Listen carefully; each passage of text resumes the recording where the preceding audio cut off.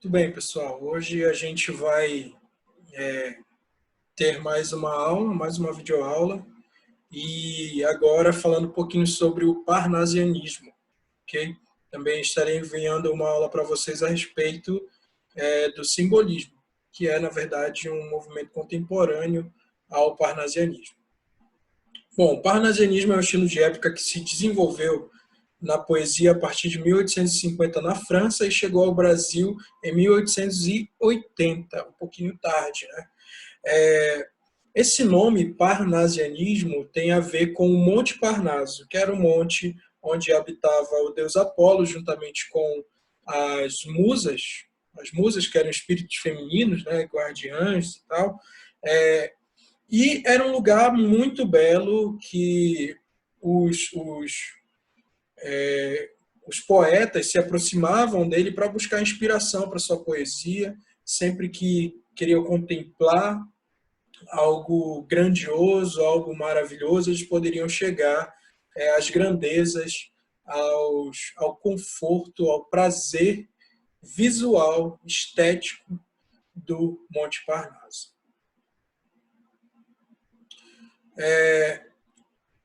O parnasianismo ele vai surgir na França a partir de uma, de uma publicação de 1896 chamada O Parnaso Contemporâneo, Le Parnasse Contemporain. Nessa publicação a gente tem poetas como Baudelaire, que colocam ali as suas poesias e essas poesias elas apontam o que deveria ser essa nova estética poética. Bom, aqui no Brasil essas ideias elas acabam chegando algum tempo depois. Então você tem esse movimento coexistindo com o realismo e com o simbolismo também, e se une com esses movimentos recusando tudo aquilo que havia no romantismo, ok? Então eles fazem a renúncia do sentimentalismo, do egocentrismo, ok? E de toda a subjetividade romântica, extremamente aflorada e idealista. Bom, alguns acontecimentos importantes, sobretudo na Europa, que servem, né, de influência para esse movimento. Você tem na Europa a consolidação da Segunda Revolução Industrial, você tem um enorme processo de urbanização e de reformulação dos serviços, portanto, por causa desse acontecimento, ok? Há um deslocamento da produção manual para uma produção mais mecanizada, e agora você tem um aumento de número dos operários surgindo aqui. E aí surgem, né, os conflitos de classes, ok? E ampliam-se nesse sentido os sindicatos, os partidos políticos voltados para esse proletariado, né, e suas crises. Há uma parcela da burguesia que busca mais conforto material e incentiva a ciência, a novas descobertas na área da tecnologia, e aí você tem a expansão, o surgimento do telefone, do cinema, da eletricidade, do transporte, enfim. No Brasil, a gente já pode falar da abolição da escravatura em 1888 e a proclamação da República em 1889.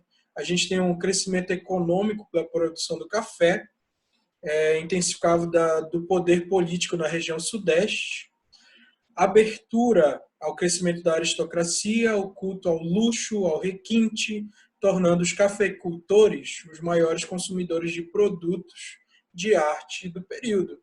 E com esse público, com essa nova elite, é natural, né, que se comece a pensar no maior incentivo à arte. Então, a gente tem a fundação, por exemplo, aqui em 1897, da Academia Brasileira de Letras, okay? Que vai já desempenhar essa preocupação, né, com os escritos artísticos, com a literatura, com a poesia, enfim. Tudo isso é possibilitado pelo pensamento do parnasianismo. Agora eu vou compartilhar aqui com vocês a minha tela.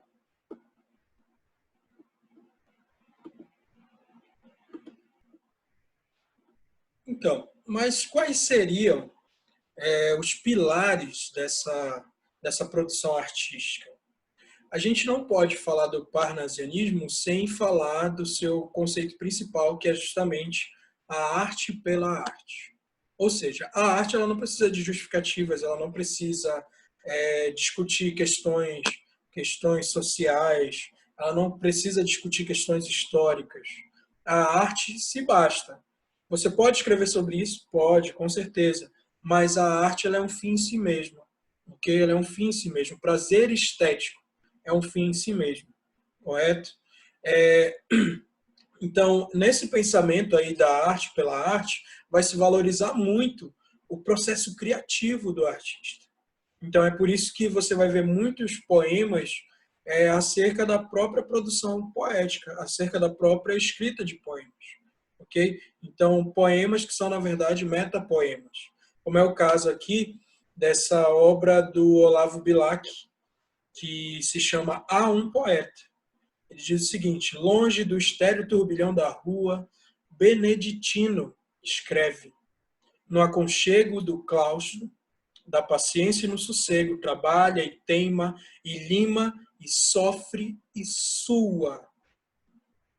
Mas que na forma se disfarce o emprego do esforço, e a trama viva se construa de tal modo que a imagem fique nua.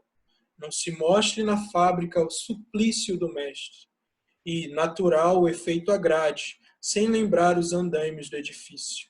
Porque a beleza, gêmea da verdade, arte pura, inimiga do artifício, é a força e a graça na simplicidade.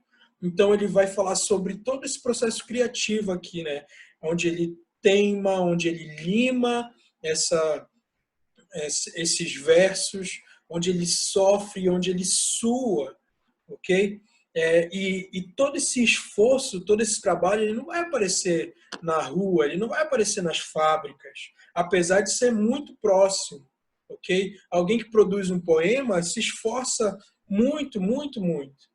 Mas toda essa força, toda essa graça, todo esse processo criativo, ele não vai aparecer nas ruas, porque, na verdade, todo esse trabalho é para que se floresça, no fim das contas, a simplicidade apenas. Então, esse louvor ao artista vai aparecer muito. Isso daí é a arte pela arte. Temos também a valorização das rimas ricas e das rimas raras. Você tem aqui, por exemplo, as rimas ricas ocorrem quando as palavras rimadas pertencem a classes gramaticais diferentes, como é o caso aqui de violento, que é um adjetivo, e vento, que é um substantivo. As rimas raras ou perfeitas ocorrem quando as palavras rimadas apresentam terminações incomuns, como é o caso aqui de eleusis, rimando com deuses, ok? E aí vocês podem ler esse poema mais pausadamente aí. O culto à forma. Bom, como eles tinham o pensamento da arte pela arte, então essas estruturas, elas são muito valorizadas aqui. Elas são muito valorizadas aqui. Então, dentro da poesia, você tem a presença do soneto, ok? E o soneto, a gente lembra que é uma estrutura muito bem fechada, ok? É muito bem rigorosa. Você tem resgate aí dos versos decassílabos, dos alexandrinos, a versificação perfeita de rima rica, rara, períodos mais longos, inversão da sintaxe, enfim.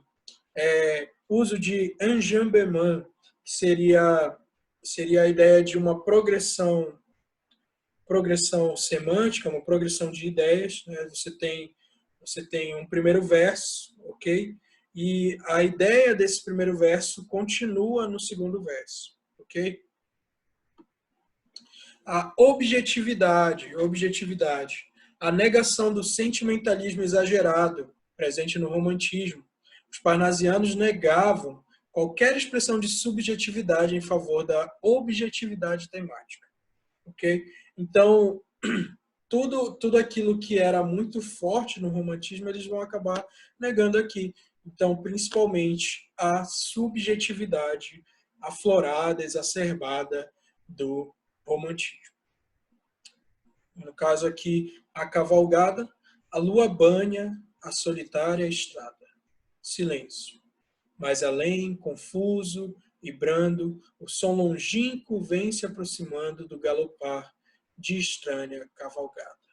Eles vão se voltar para fatos objetivos, para fatos exploráveis, pela própria razão ou pelo próprio acontecimento, enfim. Eles vão se voltar mais para a realidade. E aí se gera, já que tem uma recusa da subjetividade, valor à objetividade, se gera aqui uma maior impessoalidade. Os autores buscam compor poesias descritivas em que a apresentação dos fatos históricos e dos fenômenos naturais é imparcial. Eu até coloco aqui uma imagenzinha, né? Muito parcial aqui é ruim, parcial, ok? Tem só um chifrinho, né? Pouco parcial, equilibrado, pouco imparcial, quase um anjo, e imparcial é um ser divino, né? Então eles tentavam não ter esse envolvimento sentimental com a realidade. Nesse sentido vão aparecer diversas poesias muito descritivas, ok? Como é o caso aqui do Vaso Chinês, de Alberto de Oliveira. Como ele diz, estranho mimo aquele vaso. Vi-o casualmente uma vez de um perfumado contador sobre mármore luzídio entre um leque e o começo de um bordado. Então, essa poesia descritiva ela vai se voltar muito para a descrição de objetos, ok? Resgate dos valores clássicos. O parnasianismo, assim como fez o classicismo, também se voltou para a antiguidade greco-romana, tida como modelo de perfeição e de beleza. Como fica claro aqui nesse poema de Raimundo Correia, em que ele diz o seguinte: eu amo os gregos tipos de escultura, pagãs nuas no mármore entalhadas, não essas produções que a estufa escura da moda cria, tortas e enfesadas. Quero em pleno esplendor, vício e frescura os corpos nus, as linhas onduladas, livres, da carne exuberante e pura, todas as saliências destacadas. Não quero a Vênus opulenta e bela, de luxuriantes formas, entrevê-la da transparente túnica através.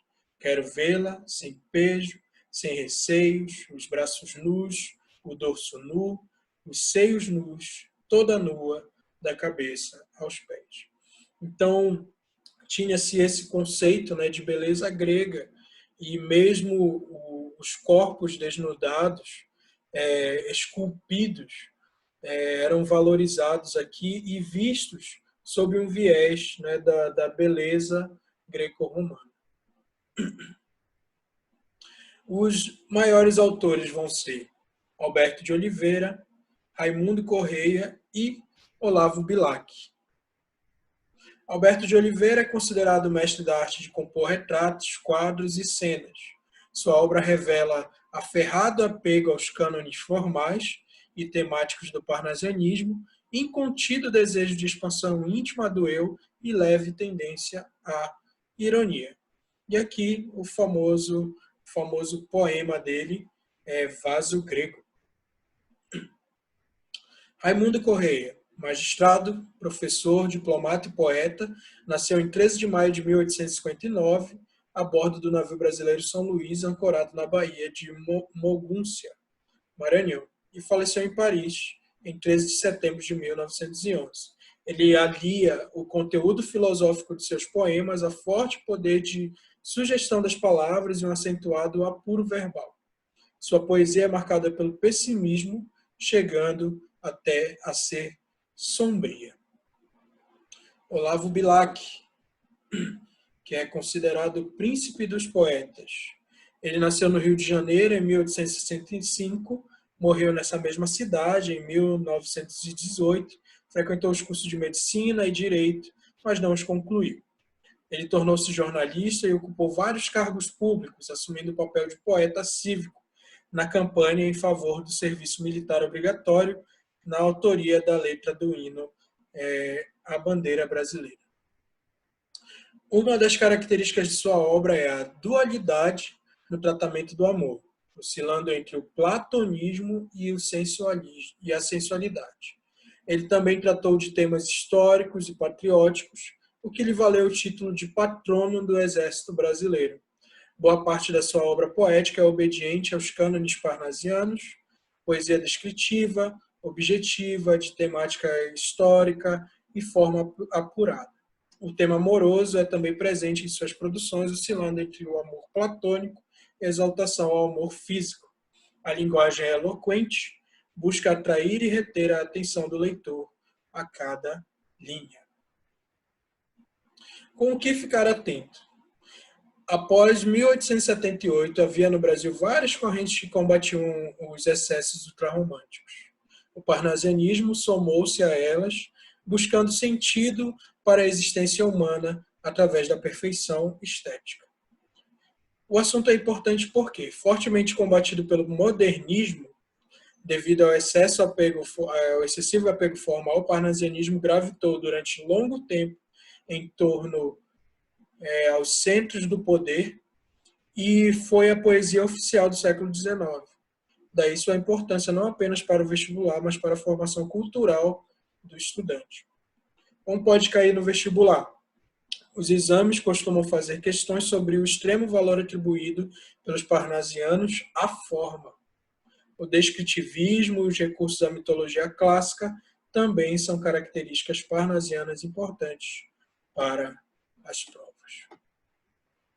Então, pessoal, é isso. Esse daí é o parnasianismo e, assim, para que você lembre de fato sobre ele, pegue principalmente o tema arte pela arte, ok? Arte pela arte, Grécia Antiga. Isso daí já vai te ajudar muito a lembrar qual é a distinção desse movimento em relação aos demais, tá bom?